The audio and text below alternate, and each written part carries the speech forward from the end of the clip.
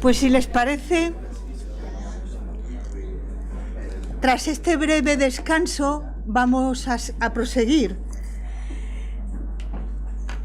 El título de la conferencia que voy a impartir ahora se me fue dado, pero me pareció muy interesante.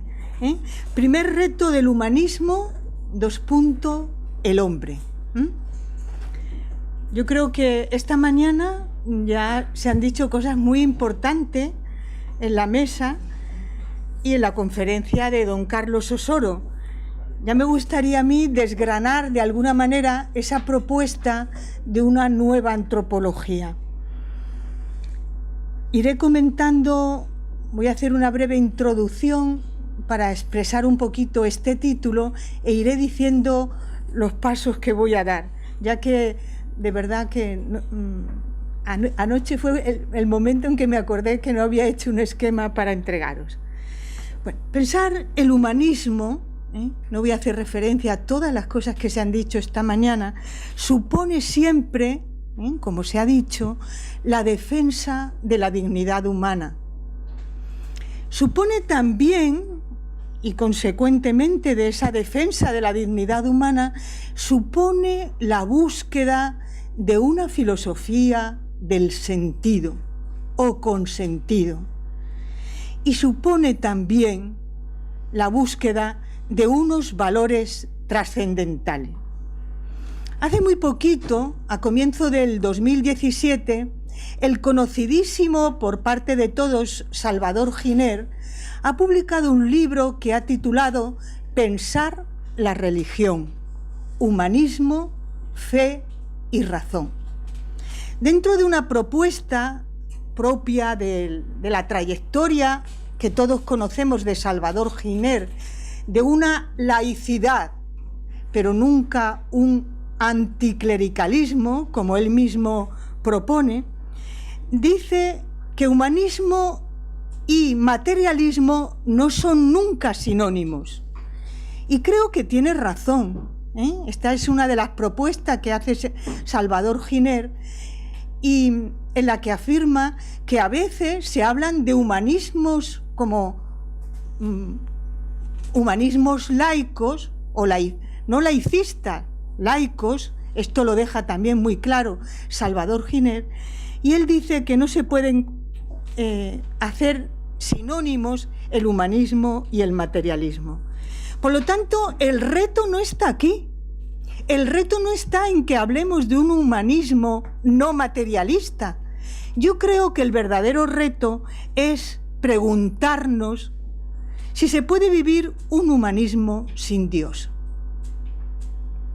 Pienso, o desde la perspectiva que quiero proponer esta mañana, ¿se puede vivir un humanismo sin Dios? ¿Sin valores trascendentes? Benedicto XVI, en su encíclica Deus es Carita, afirma claramente, un humanismo sin Dios no es humanismo. Efectivamente, el reto está ahí. Más todavía, podríamos decir que las filosofías del siglo XX difieren, se puede hacer una línea divisoria clara en esas filosofías del pasado siglo, y entendemos el pasado siglo, el siglo que es, el siglo XX, poniendo de un lado las fenomenologías, la hermenéutica y, por supuesto, todas las corrientes propias de ese movimiento más plural como es el personalismo. La línea divisoria pasa por ahí porque estas filosofías que acabo de mencionar tienen siempre como centro de reflexión el hombre, el ser humano. En el título han puesto el hombre, el ser humano, genéricamente hablando, por supuesto, el hombre y la mujer. A la otra orilla, al otro lado, quedan filosofías naturalistas y positivistas, porque éstas han interpretado al hombre, y hablo de manera general, como un miembro más de una especie. Claro, pero cuando pensamos al ser humano como un miembro más de una especie, podríamos recordar todos aquellas definiciones de los empiristas de los siglos XVII y XVIII que entienden al ser humano como un haz de percepciones. Y entonces incluir en el mismo grupo el hombre y el animal no es nada difícil. Por tanto, a un lado quedan esas filosofías naturalistas que solamente entienden al hombre como miembro de una especie, y aquellas otras que sí conciben al ser humano como centro de su reflexión. Y sobre todo, diríamos, como un quién y nunca como un algo, como un qué. Por tanto, yo creo que el reto del humanismo, en primer lugar lo que he dicho, pensar si puede haber un humanismo sin Dios. Y consecuentemente tenemos que pensar al hombre desde su sentido ontológico, desde su sentido más profundo, sobre todo como unidad y fundamento ontológico y por tanto moral. Pero yo creo que en estos tiempos también tendríamos que decir, cuando estamos hablando de la unidad fundamentante del ser humano, ontológicamente hablando, podríamos pensar, y la propuesta que hacemos ahora es como ser espiritual. El hombre es un ser espiritual, pero al mismo tiempo yo creo que tenemos que tener o advertir, hacer una advertencia clara. Espiritualidad no es, o no basta solo con la espiritualidad, porque hoy se habla de la espiritualidad sin ese fundamento ontológico, y entonces lo espiritual resulta un término vago, confuso, impreciso y por tanto con mucho riesgo. La espiritualidad vale en tanto en cuanto vamos a hacer también una propuesta ontológica de en qué consiste o qué decimos cuando hablamos del espíritu. La espiritualidad no puede ser un término impreciso, sincrético, en donde todo cabe, sino que tiene que fundamentarse ontológicamente. Se ha dicho esta mañana, la experiencia humana es experiencia humana en cuanto está llena siempre de múltiples interrogantes. La experiencia humana es experiencia humana porque hay un espíritu, ontológicamente hablando, que se hace pregunta, y volvemos a las primeras palabras del principio, se hace pregunta sobre la dignidad, sobre la trascendencia, sobre el sentido de esa pregunta. A mí me gustaría recordar a Ortega cuando decía que la filosofía es aquella reflexión humana que se toma la vida en serio, frente a aquellos muchos otros que no conocen realmente a Ortega y se quedan en muchas superficialidades de Ortega.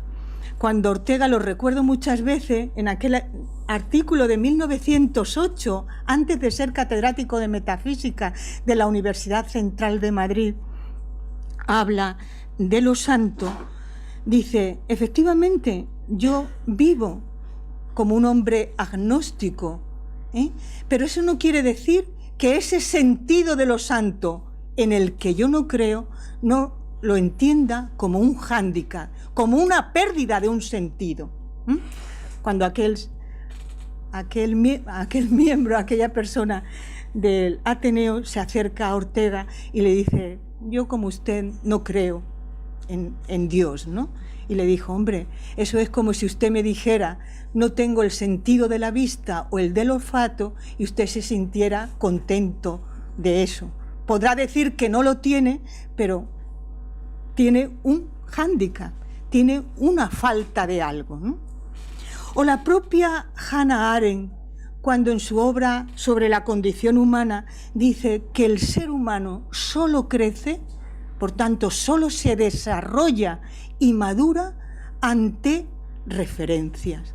Es decir, nosotros, el ser humano, solamente crece, se desarrolla y vamos madurando si tenemos la posibilidad de medirnos, dice Hannah Arendt, estas son sus palabras, ante alguien. Necesitamos ese referente. Es más, Hannah Arendt, en La condición humana, llega a hablar de la necesidad de conductas ejemplares, es decir, de verdaderas autoridades morales. Se está refiriendo a eso, y se está refiriendo al ejercicio de la autoridad, no del autoritarismo, pero sí de la autoridad, cosa que luego hemos visto supone un verdadero fracaso en la educación, cuando esos modelos, cuando esos referentes, cuando esa capacidad de medirnos ante alguien no la tenemos. Y Fernando Rielo, que es de quien voy a hablar después de esta introducción, cuando él hace la propuesta de una filosofía que parte de un modelo. El pensamiento no es sin esa referencia. Sería, como él dice, un pensamiento, una visión mal formada o no bien formada. El pensamiento humano crece y se desarrolla gracias a esa referencia que él llama modelo o absoluto. Un modelo absoluto que muchos han propuesto, algunos han propuesto un modelo teórico o práctico o filosófico. Fernando Rielo, la propuesta que hace es de un único modelo, de un único absoluto, que es a la vez teórico y práctico, filosófico y teológico. Brevemente, por ser la primera, aunque estamos en la Escuela de Humanidades Fernando Rielo, por ser la primera que hablo, brevemente situar a Fernando Rielo. Para muchos ya conocido, para otros no, y creo que conviene hablar de él y hacer una breve referencia biográfica. Fernando Rielo nace en Madrid en 1923, por lo tanto de esa generación que los historiadores de la filosofía española hemos llamado de la generación en torno al 25, de esa segunda, diríamos, generación del siglo XX, y muere en Nueva York hace pocos años, en el 2004. Conoce de joven muy bien la filosofía y la teología, la estudia profundamente y encuentra algunas carencias en la filosofía y en la teología. Las carencias que él encuentra en la filosofía es su exceso de abstracción, su exceso de racionalismo. Y todos entendemos por racionalismo, no lo que se ha dicho esta mañana, frente a lo emotivo, la razón, claro está, pero no solo la razón. El racionalismo es ese movimiento filosófico que pone la razón con exclusión de todo lo demás, o cree que es solo la razón quien integra la capacidad humana. Ese exceso de racionalismo, decía Fernando Rielo, basado en la identidad, ha llevado a la filosofía a que los grandes conceptos propios de la filosofía se expliquen por sí mismos, es decir, de forma cerrada o tautológica. Decir que la esencia es aquello que es el ser en sí mismo, pues no añade nada. O decir que la sustancia es aquello que se piensa o se concibe por sí mismo, es explicar un concepto que es universal y se tiene que aplicar a toda la realidad de una manera tautológica. De la teología también encontró carencias y sobre todo la falta de explicación, no es que no se hable de ello, pero falta explicación al modo de ser o al modo de proceder de la tercera persona divina, que es el Espíritu Santo. Y eso tiene implícito esa falta de explicación, pues no explanar, diríamos, no desarrollar como el principio de los principios de ese modelo absoluto, se ha dicho esta mañana, es por una parte un principio, el modelo absoluto es principio concreacional, es principio actual, actúa sobre el ser humano, y en tercer lugar es principio epistemológico, es principio del conocimiento.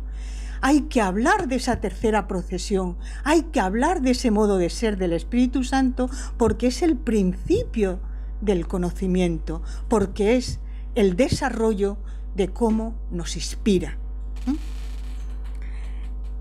Por lo tanto, el pensamiento que propone Fernando Rielo, el marco nuevo o la novedad que presenta, es esa aportación de un modelo absoluto, por tanto de una metafísica que estudie a ese modelo absoluto, que él propone abierta a la teología, en diálogo constante con la teología. Hay un único modelo absoluto, por tanto es principio del ser filosófico, del pensar, del ser en teología, una metafísica abierta a una teología. Porque aunque partimos efectivamente de un modelo, lo que importa es llegar al conocimiento de la experiencia humana, pero desde ese modelo llegamos a la experiencia humana de forma total o de forma integradora. El punto de partida, por tanto, es la concepción de este modelo como fundamento de toda la realidad humana o personal, ¿no?, de la persona humana, de todos los seres vivos y del universo en su totalidad. Yo creo que partir de este modelo comporta tres caracteres que son consecuencia de lo que acabo de decir. Por una parte, ese modelo es, la propuesta de Fernando Rielo es, si no es identitático, si no es un ser que se explica por sí mismo, es porque es un modelo, él lo llama así, concepción genética del principio de relación. Es un principio de relación. ¿Por qué? Porque la realidad entera está en relación, porque todo está en relación, porque la realidad es abierta al otro. Esta mañana se nos ha explicado maravillosamente en un sentido muy concreto, pero todo depende, o diríamos lo que se ha dicho esta mañana, es porque toda realidad no se logra, diríamos, en la apertura al otro, personalmente, los seres vivos entre sí y toda realidad. Por tanto, el modelo que propone Fernando Rielo es un principio de relación, que explica, por tanto, esa apertura de toda realidad abierta a esa relación. Esto supone un giro en la antropología. ¿Por qué? Porque el ser humano solo se va a explicar en relación al otro. Es verdad que todo esto lo dijeron los personalistas, todos los movimientos personalistas del siglo XX. ¿Cuál es la propuesta o la matización de Fernando Rielo? Si el ser humano está abierto al otro en relación, encuentra su fundamento, su principio en el modelo absoluto. Y de ahí viene la definición de Fernando Rielo: el ser humano es un ser místico.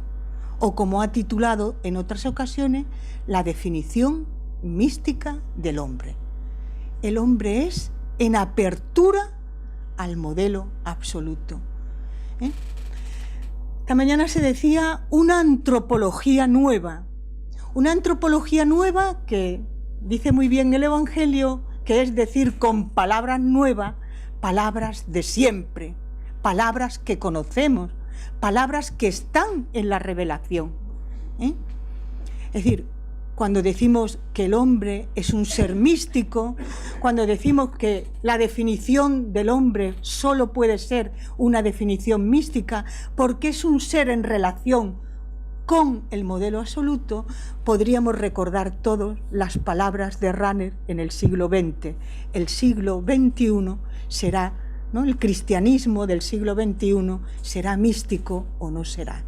Porque el hombre es un ser que habla, ¿no? Es un ser locuente o un ser locuaz con Dios, que ya lo vienen diciendo los padres de la Iglesia, ¿eh? El hombre es capax Dei, es capaz de hablar con Dios. Ese es el giro maravillosamente explicado, diríamos, en el pensamiento de Fernando Rielo.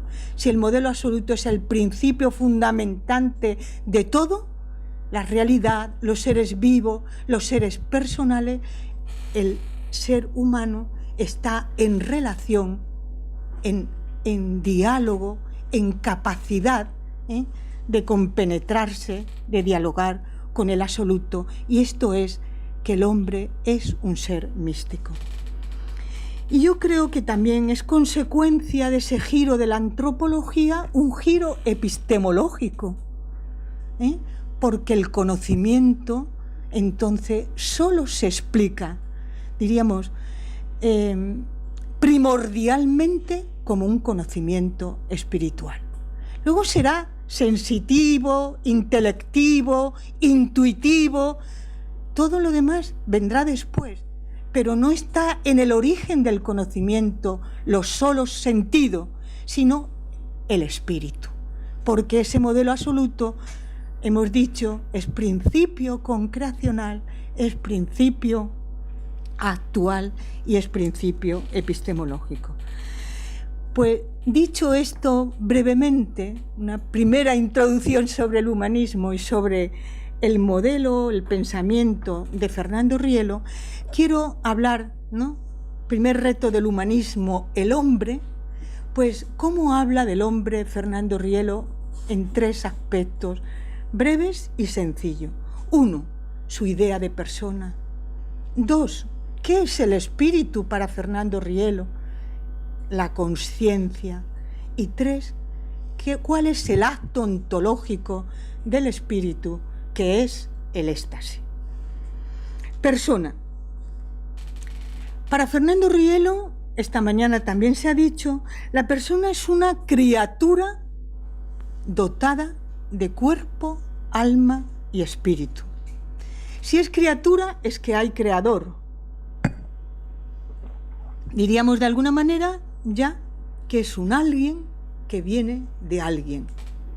Definición que le gustaba decir a Fernando Rielo. Como toda la escolástica, Fernando Rielo distingue perfectamente. Cuando decimos distinción es que va a haber un análisis perfecto, claro, riguroso, preciso, entre naturaleza y persona, entre persona y cosas. Persona y cosa es una distinción clara hasta en todo, no solo en la escolástica, en muchísimos autores contemporáneos del siglo XX. Por ejemplo, Julián María hace una distinción muy bella acerca de qué es persona y qué es cosa. En Fernando Rielo también queda muy claro. La naturaleza es, si hemos dicho que es una criatura dotada de cuerpo, alma y espíritu, la naturaleza humana es un espíritu psicosomatizado, un espíritu encadenado, perdón la palabra, no sé si es muy exacta, encadenado, unido al cuerpo y al alma, pero unido de forma integradora, unido de forma única, porque el espíritu es el eje que origina, que genera esa unidad. El espíritu es la unidad o asume a su vez las funciones psíquicas y orgánicas. Integra esa unidad del alma y el cuerpo. El ser humano es uno en cuanto espíritu que ejerce esa unidad de estos otros elementos que son el alma y el cuerpo. Pero hay que distinguir entre naturaleza y persona. ¿Qué es la persona? Lo digo con palabras de Fernando Rielo.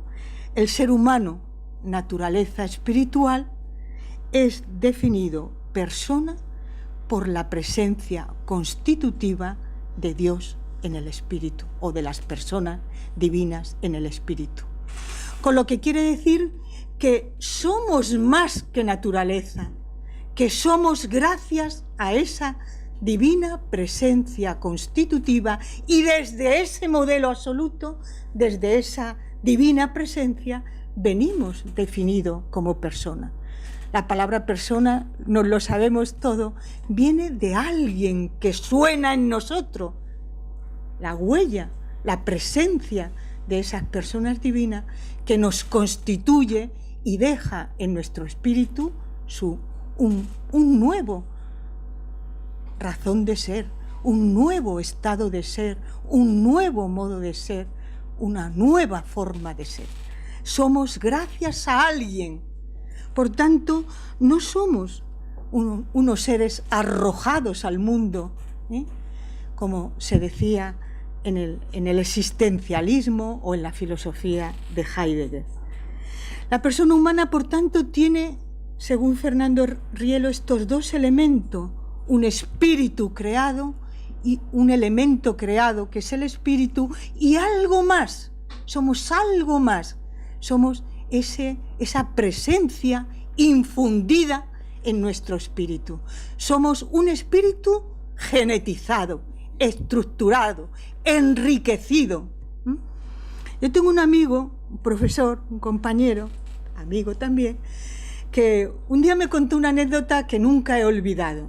Me dijo: ayer, antes de ayer, mi hija mayor fue por primera vez al despacho de Garrigues. Todo el mundo conoce el mayor despacho, dicen, de la Europa continental, porque creo que hay otro despacho de abogado más grande en Inglaterra.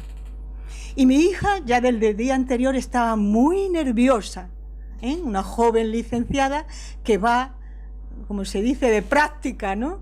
Tiene un nombre, ¿no? Al despacho. Y de pronto yo le dije: siéntate. Y le dije: hija, tú no vas sola. Mi hija me miró como diciendo: te lo creerás tú, voy más solita que la una, ¿no? Dice: no, mira, tú vas con el cariño de tu madre, el mío, con tu cultura, tu licenciatura, tu alegría. Dice: bueno, me harté de decirle cosas. Esto es la presencia o la divina presencia en nuestro espíritu. No está y se va, sino nos sostiene. Y ese sostenernos, esa huella que deja en nosotros, es que pone en nuestro espíritu una aspiración, una idea. Decía muy claramente Fernando Rielo: somos más. Ese más que está en nuestro espíritu es una aspiración insaciable. Ayer cenábamos con un catedrático de psiquiatría y dijo claramente: el hombre tiene una sed de infinito. De infinito. Y lo quiso explicar más: es un infinito insaciable. Claro, porque somos un espíritu, pero no melifluo, sin orientación, que se decía esta mañana, sin sentido. No, inscrita una ley de la perfectibilidad, que tiene como sujeto, como modelo, el propio absoluto. Valores, atributos, la belleza, el bien. Iba a decir la hermosura, la belleza, la verdad, el deseo de unidad en medio de la movilidad, la globalización, la diversidad. Todo muy loable, el deseo también de unidad. Y unos receptores, somos creencia, expectativa, amor, ¿no? Bueno, pues toda esa riqueza, todo ese patrimonio es la huella de esa presencia divina en nosotros, constituyéndonos, definiéndonos como personas. Somos abiertos al absoluto, y esa apertura al absoluto es que somos más que racional, más que sensitivo, que lo somos seres místicos. La persona humana, por tanto, como ser místico, tiene esta característica. A mí, una anotación en Gálatas 4:7: ya no eres esclavo, sino hijo. porque somos espíritu, somos hijo de Dios, ¿no? Es verdad que los autores, a través de la historia de la filosofía, han hablado del espíritu, han hablado también de diversa manera de lo que es el espíritu, y a mí me parece que en algunos momentos, y perdón por la cita que voy a hacer, porque va a ser de grandes filósofos, e incluso de grandes santos, de grandes teólogos, pero a fin de cuentas me parece que se puede explicar aún más, o lo voy a decir de manera más modesta. Yo creo que Fernando Rielo explica de una manera muy detallada, muy matizada, en qué consiste el espíritu. San Agustín dice que es luz de mi corazón, y está muy bien, y todos lo entendemos, pero ¿qué es el espíritu? Zubiri habla de una realidad fundamentante, y está muy bien, pero ¿cómo se estructura el espíritu? Lo voy a intentar exponer con palabras de Fernando Rielo en este segundo punto que he llamado conciencia. Si la persona humana, como hemos dicho, lejos de encerrarse en sí mismo, aunque esta mañana hemos hablado de que también tenemos esa inclinación, hablaremos de ello. El espíritu no lo es todo, sino es ese más en relación con el absoluto, porque nuestra condición es finita y somos seres espirituales, somos más que ese espíritu, somos en esa relación con el absoluto, ¿no? Por tanto, es verdad que hay esa inclinación en el ser humano de encerrarse en sí mismo, pero sabemos al mismo tiempo que no somos solo eso. Esta mañana ha dicho unas palabras don Carlos Osoro que se parece a estas que voy a citar literalmente de Fernando Rielo. El ser humano no obra para sí, sabe que no es para sí ni para el mundo, sino su relación constitutiva es esa apertura al absoluto. Ahí es esa definición de Fernando Rielo: el ser humano es alguien con conciencia de alguien. Conciencia, por tanto, es saber con, ¿no? Esa es la palabra, saber con el absoluto, saber con el otro en mayúscula.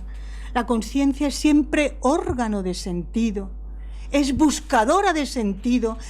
Lo propio del ser humano es que buscamos el sentido de las cosas. Somos buscadores de sentido y al mismo tiempo, a nuestro nivel, somos también dadores de sentido. En estos últimos tiempos que por fin veo a muchos autores que hablan cada vez más de la muerte, porque de la muerte se hablaba poco. El propio Julián María decía que había una fobia a la muerte, un tabú. Yo creo que ahora hay muchos más autores hablando de esto cuando se habla de la muerte, y el propio Unamuno lo dice. No es lo mismo la muerte de una cosa, ¿verdad?, ni siquiera de un ser vivo, sino la de la persona, porque la persona se pregunta por la muerte, mientras los demás mueren. Pero nosotros nos preguntamos, la avistamos, la presentimos, contamos con ella, y es bueno además. De hecho, la filosofía nace como consolación de la muerte. Una vida sin examen es una vida que no merece la pena vivirse, una vida que no tiene como proyecto, como horizonte, más que como proyecto. Es un proyecto que nos ha sido entregado, es una vida que no vale la pena. Por tanto, claro, esto es lo propio del ser humano, ese ser conciencia. Lo propio es la conciencia, una conciencia que es espiritual, que es más que percibirse a sí mismo. A veces la filosofía ha quedado con esa idea de la conciencia como reflexión sobre sí misma, como percepción de sí misma, como autopercepción, lo vamos matizando, pero es mucho más que percepción. Conciencia es, y esta es la novedad en Fernando Rielo, es escucha, diálogo, compenetración con el otro, saber del otro que es mi origen, que es mi destino. La propia Hannah Arendt lo decía en La condición humana, Y anoche, con este catedrático de psiquiatría, él se fue de la mesa diciendo, uy, cenar con filósofo es hasta divertido, cuántas cosas se nos ha ocurrido. Él era uno solo, pero también podríamos decir, creo yo, que cenar con psiquiatras también es divertido. Nos pusimos en muchas reflexiones. Lo digo porque hablaba de cómo uno puede opacar, ¿no? Olvidar, querer no tener conciencia de lo que somos. Eso va siempre en contra de la persona humana, porque al ser la conciencia, el espíritu, lo sustantivo, la sustancia del ser humano, dice Fernando Rielo, es esa conciencia, ese saberse de alguien, ese saberse en relación con alguien, ¿no?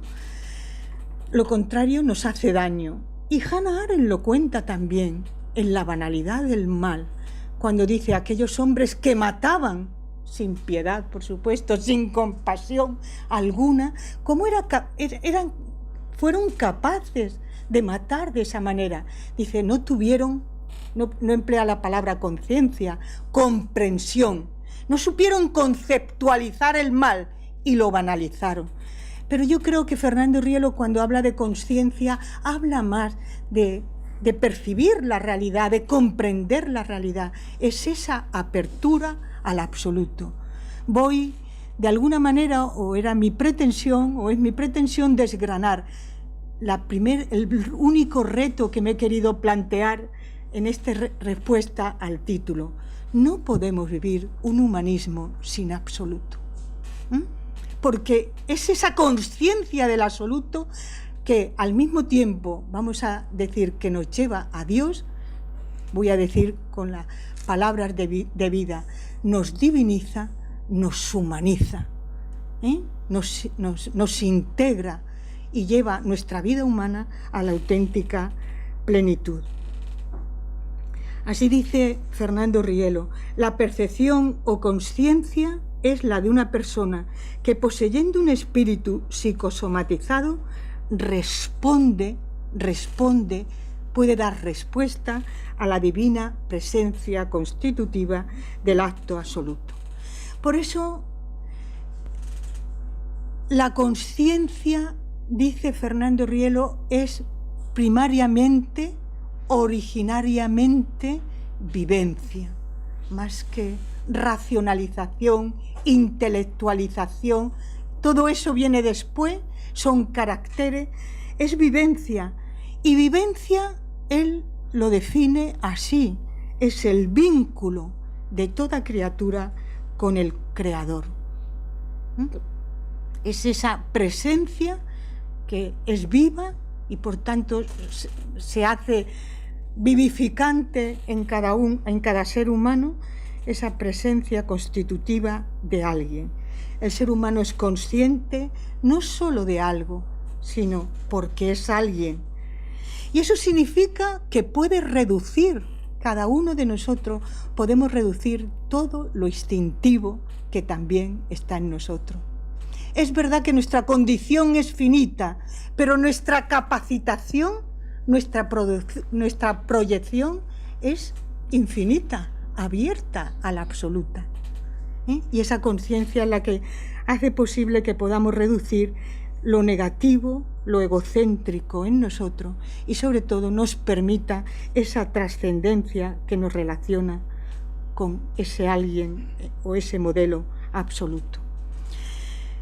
Este ha sido el rastro de la filosofía de todos los tiempos. Por eso vivimos peor sin filosofía. Esto es un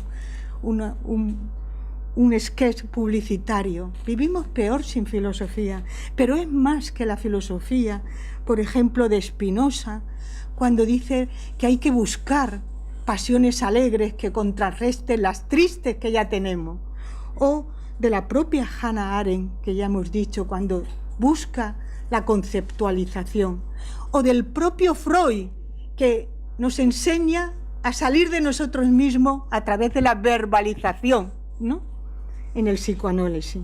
Se parece más las palabras de Fernando Rielo a la propia María Zambrano cuando habla de filiación. María Zambrano, en el prólogo, María Ángel le dice así con la cabeza, que sabe más de María Zambrano que yo, pues dice en el prólogo del pensamiento vivo de Séneca que el ser humano busca un padre, busca padres. Y es verdad, ese deseo de filiación que ella lo propone como modelos culturales. ¿En qué difiere Fernando Rielo? Lo ha dicho muy bien esta mañana don Carlos. Es un Dios que es persona y sale al encuentro del Hijo, y el Hijo que busca a ese Padre, ¿no? El propio Javier Gomá, este pensador joven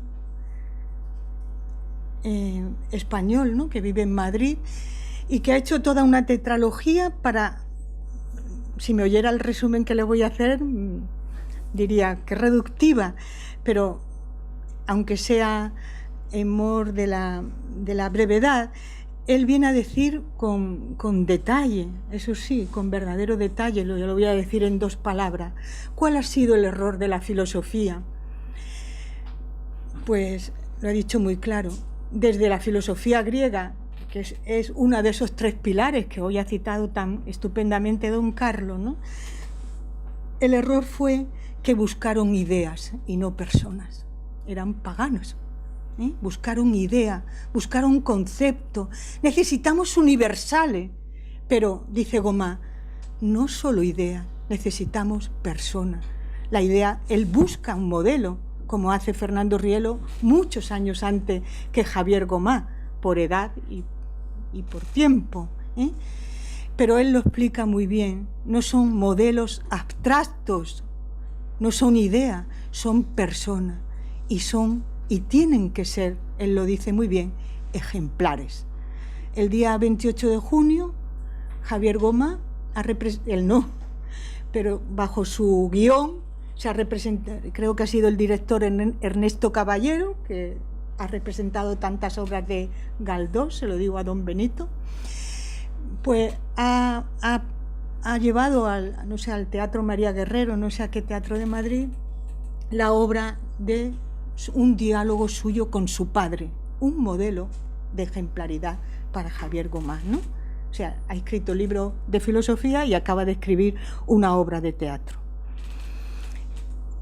Bueno, el espíritu, por tanto, no es solo luz, es luz, pero ya lo hemos visto, ¿no? Es explicado por Fernando Rielo, es esa divina o esa huella de esa presencia divina en nosotros que nos hace ser más que naturaleza, más que finitud que lo somos, nos capacita para tener un diálogo compenetrativo con ese modelo absoluto, con esas personas divinas que están en nuestro origen y convocan a nuestra destina. Si por tanto el espíritu es conciencia de unión, hay que explicar ahora cómo puedo vivir esa unión, cuál es el acto ontológico de ese espíritu. Fernando Rielo le llama a ese acto ontológico, a esa energía, a esa potencia, le llama éxtasis. Digo con sus palabras, y lo saco todo de un libro editado en 2012 que se llama Concepción mística de la antropología. Digo sus palabras: el éxtasis es acto ontológico o energía constitutiva del espíritu humano que, abriéndose a la infinitud, se comunica con Dios, con su semejante y su entorno. Ese es el éxtasis, ese acto, esa energía, esa capacidad, esa potencialidad del espíritu de no cerrarse en sí mismo, sino trascenderse, abrirse, dialogar con el otro. De ahí que la conducta humana no esté constreñida ni a lo físico, ni a nuestro cuerpo, que lo llevamos, a veces pesadamente, ni a nuestra psicología, que también nos complica, nos hace ser seres complejos, sino somos más, somos esa trascendencia. Podríamos poner muchísimos ejemplos de éxtasis, en la vida humana. Yo muchas veces recuerdo las palabras de un teólogo que decía: el éxtasis es tener ese momento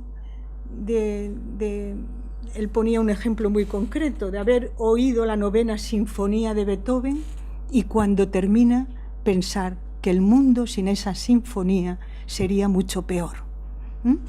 A lo mejor, no sé si la hemos tenido todos con la sinfonía de Beethoven, pero después de un encuentro personal, por supuesto con Dios si lo tenemos, o con una persona, decimos, qué maravilla, ¿no?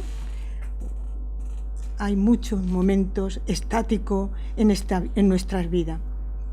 Pero esta salida de nosotros mismos no es solo extraversión, no es solo una salida sin sentido, no es por supuesto una evasión, que eso nos desfigura y nos deja siempre insatisfechos, no es tampoco una sublimación, porque la sublimación también nos deja en desasosiego.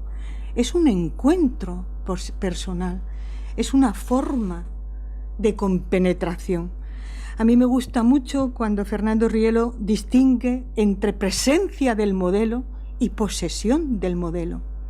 Para poseerle, para dialogar con él, se necesita un acto de libertad. Esta mañana decía nuestro presidente que ese acto teantrópico de Dios, del modelo absoluto en nosotros, es con nosotros. Es ahí, diríamos, es más completo. Por lo tanto, poseerlo requiere que yo diga sí a su propuesta, a su don, a su pregunta, a su encuentro conmigo, ¿no? Supone además, porque somos seres personales, él y yo, porque somos seres personales, supone entrañarse, dialogar. Y supone, y no me voy a quedar en ello porque esto sería mucho más largo, perder para ganar. Uno no puede ir lleno de sí mismo para encontrarse con nadie, y menos con el absoluto.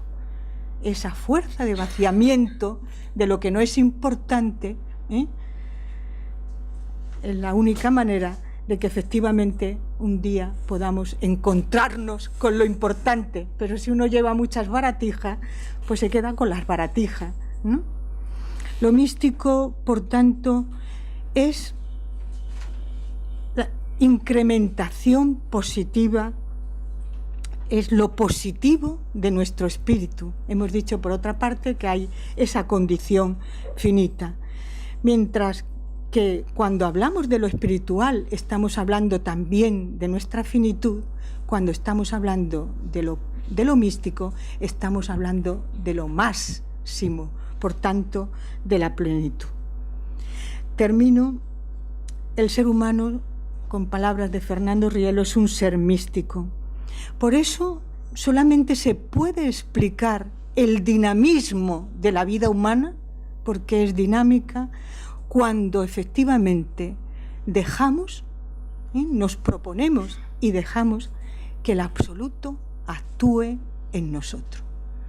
No esa base, como dicen muchas técnicas de relajación, que son técnicas, pero no más que esas técnicas, que nosotros podemos construirnos o organizarnos esas experiencias místicas. No, es un don que viene de un modelo, de un principio, de esas personas divinas que actúan en nosotros, y cuando actúan en nosotros nos modelan, nos transforman, nos liberan, nos hacen mejores y, por supuesto, nos hacen más felices.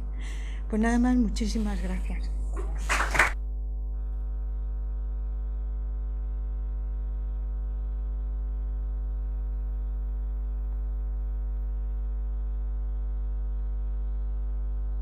Creo que he cumplido con el tiempo, pero no podemos abusar del tiempo. El tiempo tiene esto, que luego se vuelve en contra. Entonces, yo creo que un par de preguntas, porque ahora que estamos no en el palacio, sino en las caballerizas, yo creo que hay la oportunidad de comer aquí, comer abajo. Probablemente aquí haya menos gente, pero en todos los sitios acaba la una y hay mucha gente. ¿eh? Entonces, pero alguna pregunta si queréis, encantada. Marisa. Gracias por tu intervención, me gusta muchísimo. Y la afirmación eso de que no puede haber un verdadero humanismo sin Dios, cuando has hablado de la filosofía como que surge como consuelo, hace cosa de un año estuve en una conferencia de un filósofo, no sé, Fernando Sabater, ¿no? Que viene a Salamanca, y a mí me impactó, ¿no? Pues una persona que ha dedicado su vida más o menos a la filosofía, él decía que ante la muerte de un ser querido por su mujer, él no había encontrado ningún consuelo en la filosofía, ¿no? De lo que yo dedujo que aunque la filosofía surja como búsqueda de ese consuelo, realmente sin Dios quizá tampoco se encuentre. No sé si quieres. Gracias, Marisa. Yo no he visto a Sabater después de la muerte de su mujer, aunque me he leído el periódico que está por toda la UIM, estuvo la semana pasada y dice que es el primer acto público que ha hecho después de ese encierro en el que ha querido, ¿no? Claro, no es que nunca la filosofía en sí misma puede hallar el consuelo, tiene que ser también, creo que diría Fernando Rielo, una filosofía abierta a esa trascendencia, ¿no? Por eso creo que el reto del humanismo es, ¿podemos vivir un humanismo sin la apertura a Dios? Yo creo que difícilmente. Luego, cómo vivamos cada uno ese Dios, pues está, por supuesto, dentro de la libertad, ¿no? De cada uno, de una libertad que nos ha sido además entregada por Él mismo, ¿no? Pero por sí misma la filosofía no da consuelo, claro. Pero es el deseo humano de reflexionar para superar también, ¿no? Para trascender. Cuando decimos superar es que queremos trascendernos. No hay nada más aburrido y más encarcelado que nosotros mismos, para nosotros mismos, ¿no? Es lo más aburrido. Se viaja, pero si es que cuando yo viajo también me llevo a mí misma, es aburridísimo. Necesitamos, hoy se nos ha dicho, ¿no? Abrirnos al otro, no ponernos como centro, ¿no? Cuando estamos así comunicando y eso, que hoy se habla más de la muerte, ¿no? Que me preocupa de algunas personas como sobre la muerte, la eutanasia, quiero decir, cómo enfocan simplemente en eso, no sé, las personas estamos muy por la felicidad.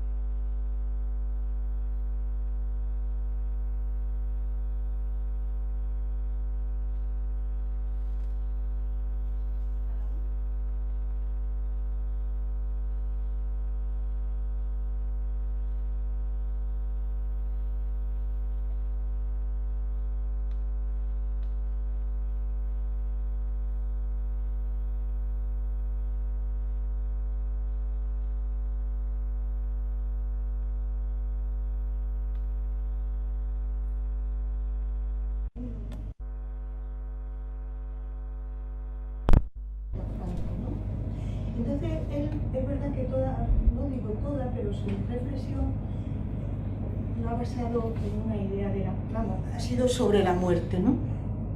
Por eso él habla de cuando no se piensa la muerte. Yo creo que eso es malo, porque hay que hablar de la muerte, porque eso significa que somos de alguien en este sentido y vamos hacia esa vida, que para todo creyente la muerte no es el final, ¿no?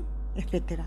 Ahora, tú hablas también, por eso digo que últimamente, de hecho, a mí hace muy poquito un grupo de profesores me ha dicho, hemos creado un proyecto de investigación sobre la muerte, necesitamos filósofos, pedagogos, no sé qué, y me ha gustado, No puedo participar porque uno no puede participar en más de un proyecto, lo cual hay que darle gracias a Dios. Pero porque lo contrario es un tabú. es un cierto hedonismo, que tampoco nos hace bien. Ahora, tú hablas de otra cosa. Cuando se habla de la eutanasia sin tener en cuenta la persona humana, no están hablando ni de la muerte, en ese sentido originario de qué lugar ocupa la muerte en la vida del ser humano, cómo somos seres moriturus, o sea, es un ser que va a morir, que esta vida es una peregrinación, etc. No, están hablando desde otro punto de vista, como hacedores de la vida, del tiempo, hasta de la conciencia del otro, ¿no? Entonces eso es todavía más trágico o más cosificado, ¿no? Bueno, pues muchísimas gracias y buena comida.